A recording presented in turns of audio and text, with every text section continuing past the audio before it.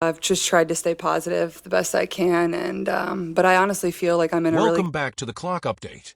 Wnba fans, something major appears to be unfolding, and the latest developments have put the Indiana Fever and head coach Stephanie White under intense scrutiny.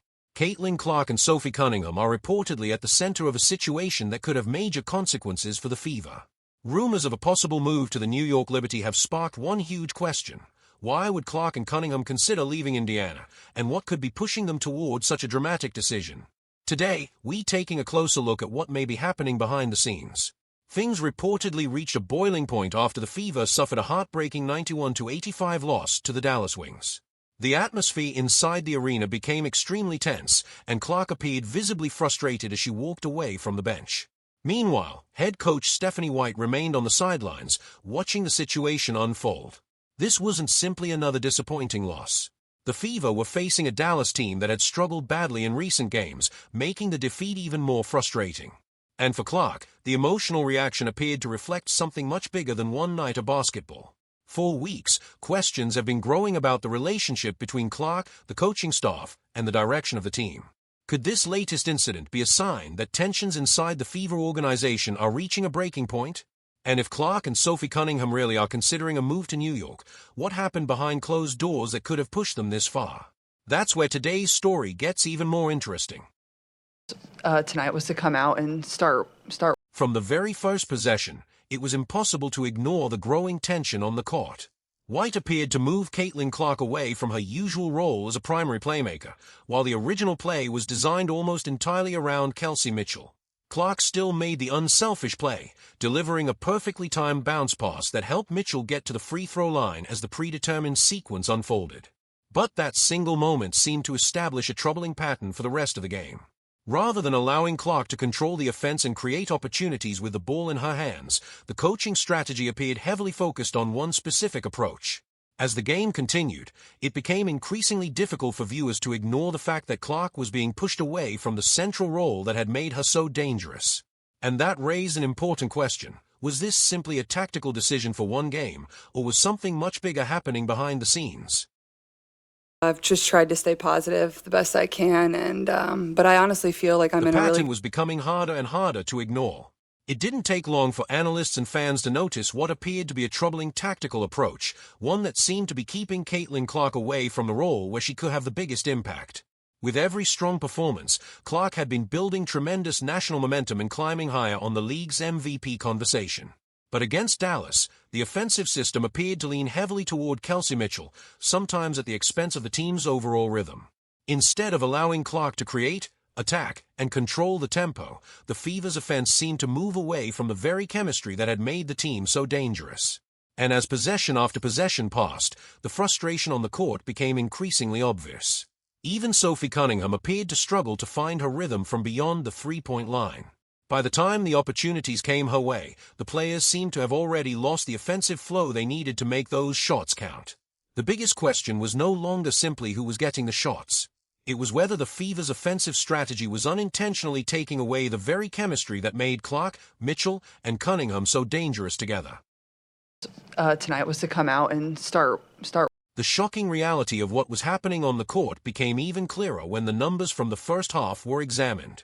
During the opening two quarters, Indiana barely used Clark in the pick-and-roll or ball screen actions that normally allow her to create opportunities and control the offense. In fact, it wasn't until the final 15 seconds of the second quarter that Indiana finally ran a clear pick-and-roll designed specifically for Clark. Think about that for a moment. One of the most dangerous offensive players on the floor was spending possession after possession positioned around the perimeter, without the off-ball movement and screens that could have helped her get open. Instead of putting the ball in Clark's hands and allowing her to dictate the tempo, she appeared to be watching much of the action develop around her. Her ability to create shots was being limited, her rhythm was disappearing, and the frustration was becoming increasingly visible. By this point, it was no longer just about missed opportunities. Clark was clearly becoming frustrated, and that frustration appeared to be reaching its breaking point. Tonight was to come out and start. Clark appeared to be reaching a breaking point with Stephanie White. After everything that had happened, the frustration was becoming harder to hide.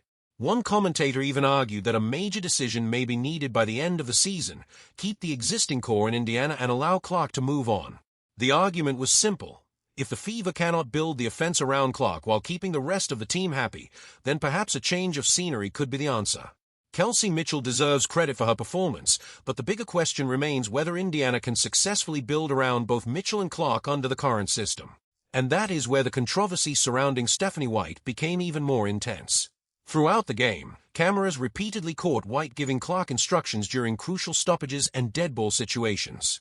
But instead of seeing those moments lead to meaningful offensive adjustments, fans were left questioning why the team's strategy wasn't doing more to create opportunities for its star guard. Whenever Clark finally received the ball, the frustration seemed increasingly visible.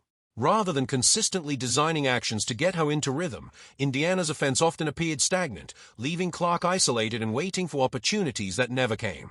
The body language told its own story.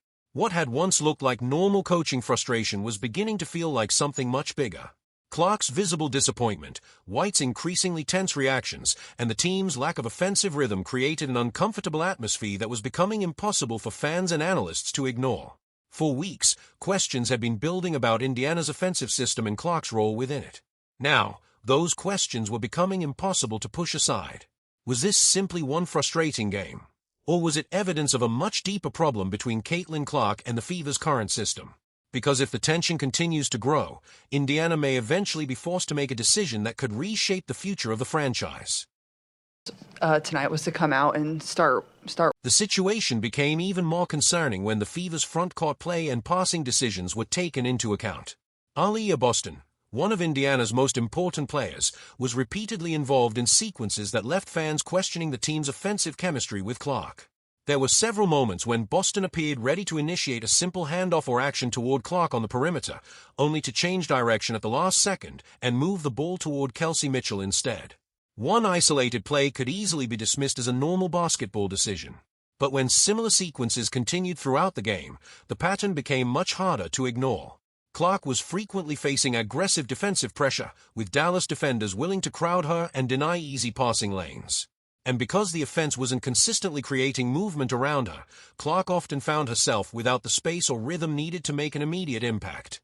Instead of using Clark's ability to create opportunities for herself and her teammates, the Fever repeatedly appeared to shift the offense in another direction. That raised a major question among observers. Was Indiana simply struggling to execute its game plan, or was Clark genuinely being pushed away from the center of the offense? As the possessions continued, the lack of chemistry became increasingly obvious. The player who had built so much of her success around creating pressure, movement, and opportunities suddenly looked isolated. And with every misconnection, the frustration on the court seemed to grow. Tonight was to come out and start. The concerns became even more obvious when you looked closely at the way Indiana was handling its screen and roll situations. There were repeated moments when Clark appeared to be expecting a handoff or screen from Aaliyah Boston, only for the action to break down and the ball to move in a completely different direction. Instead of creating a clear lane for Clark, the possession often ended with the ball going back toward Kelsey Mitchell. For Clark, that created another major problem. When Dallas defenders aggressively pressured her on the perimeter, Indiana's screens weren't consistently giving her enough space to escape that pressure. Clark was frequently forced to fight through heavy defensive contact just to get into an offensive rhythm. And that wasn't the only issue. Clark continued to create opportunities around the basket and put teammates in position for high-percentage shots, but several of those chances failed to turn into points. Every missed opportunity added even more pressure to an offense that was already struggling to find consistency. Meanwhile, Indiana's lack of physical presence in the paint became impossible to ignore. Dallas was able to attack the interior with confidence, while Indiana struggled to establish the same level of toughness and resistance defensively. Jessica Shepard, in particular, was able to take advantage of the space inside and make her presence felt. By the time the game reached its later stages, the bigger picture was becoming clear. Indiana wasn't simply dealing with one bad offensive night. The Fever was struggling with spacing, physicality, defensive pressure, and overall offensive chemistry. And with Clark unable to consistently find the rhythm that made her so dangerous, the frustration surrounding the Fever was only getting louder. Come out and start. By the middle of the second quarter, Caitlin Clark's body language had noticeably changed. The energy that usually defines a game seemed to dissipate. Instead of constantly searching for screens and trying to create opportunities, Clark appeared increasingly disconnected from the offensive flow. As the possessions continued, it looked as though she was no longer expecting the actions designed around her to develop. That change in body language became one of the biggest talking points of the night. Clark had spent much of the game trying to make the offense work, but the lack of rhythm appeared to take a toll. Once the ball left her hands, she often struggled to get it back in a position where she could attack. By the third quarter, the frustration was becoming increasingly visible. And the box score told another part of the story. Clark finished the game shooting just 4 for 15 from the field and 2 for 8 from three-point range, ending with 10 points, 9 assists, and 4 rebounds. Her limited trips to the free throw line were especially notable because Clark is at her most dangerous when she is aggressively attacking the defense and creating pressure around the basket. Several quarters of limited offensive involvement had clearly made it difficult for her to establish a consistent rhythm. Meanwhile, Kelsey Mitchell delivered a completely different performance. Mitchell finished with 37 points on 9 for 18 shooting and converted all 15 of her free throw attempts. From a purely individual perspective, it was an outstanding scoring performance that helped keep Indiana competitive. But the larger question was about offensive balance. When one player becomes the primary focus of the offense, the other players can sometimes struggle to stay involved. That appeared to be happening throughout the game. Supporting players had difficulty finding consistent opportunities, and the offense often looked disconnected whenever the ball wasn't in Mitchell's hands. Sophie Cunningham, normally a reliable outside shooter, struggled from three-point range and finished 0 for 4 from beyond the arc. Other rotation players also found it difficult to establish themselves offensively. For Dallas, however, the game was unfolding very differently. The Wings consistently found ways to attack Indiana's defensive weaknesses. Aaliyah Boston put together a major scoring performance, while Jessica Shepard was able to make an impact inside and on the glass. Dallas played with much greater offensive cohesion, while Indiana increasingly looked like a team searching for answers. Then came the moment that changed the entire mood around the game. Late in the second half, Stephanie White approached Clark during a stoppage and appeared to speak to her intensely from the sideline. Clark's reaction immediately caught everyone's attention. She raised her hands, turned away, and moved toward the end of the bench. The moment lasted only seconds, but the body language said enough to spark a massive conversation among fans. Was Clark simply frustrated in the heat of a difficult game? Was the exchange nothing more than a normal disagreement between a coach and a player? Or was it evidence of a deeper communication problem between Clark and the Fever coaching staff? Those questions quickly spread across social media. For months, Clark had generally maintained a professional tone when discussing Indiana's coaching decisions. Even when the team's rotations or offensive execution were questioned, she continued to support the organization publicly. That is why this particular moment stood out. For the first time, many viewers believed they were seeing the frustration rather than hearing about it in a post-game interview. And that brought the bigger issue into focus. Stephanie White was hired to help maximize the talent on this roster, including Clark's extraordinary ability as a playmaker. The Fever need a system that allows their best players to complement one another rather than forcing the offense into predictable patterns. Kelsey Mitchell is an elite scorer. Caitlin Clark is an elite playmaker and shot creator. Aaliyah Boston is an important interior presence. Sophie Cunningham provides perimeter shooting. The challenge is finding a system that allows all of those pieces to work together. That is where Indiana's problems become much more complicated. The issue cannot simply be reduced to one player or one coach. Basketball is a 5-player sport, and offensive success depends on spacing, screening, passing, decision-making, and timing. When those elements aren't synchronized, even extremely talented players can struggle. Boston's role is another important part of the equation. As one of Indiana's key frontcourt players, she must consistently create physical screens, finish around the basket, defend the paint, and capitalize on the opportunities created by Clark's playmaking. When those plays don't develop, the entire offense can become harder to operate. The loss to Dallas therefore felt bigger than just another entry in the standings.